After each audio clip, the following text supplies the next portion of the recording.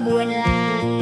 Ai ông à đời ơi, trái tim mình mãi không rời, công chiêng ngân vang đêm hội, tình yêu đẹp như nắng trời. Ai ông à đời ơi, dẫu bao mùa lá thay rơi, vẫn thương nhau như ngày đầu, bên play mình đến trọn đời.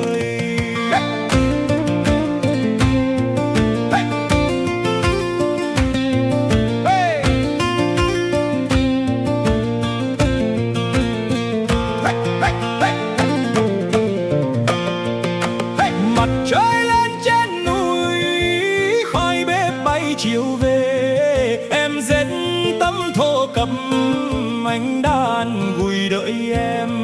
xuôi reo quanh buôn làng, lúa chín vàng nương xa. Mai này mình nên duyên chung một mái nhà yêu thương. Ai ông à đời ơi, Trái tim mình mãi không rời, công chiêng ngân vang đêm hội, tình yêu đẹp như nắng trời.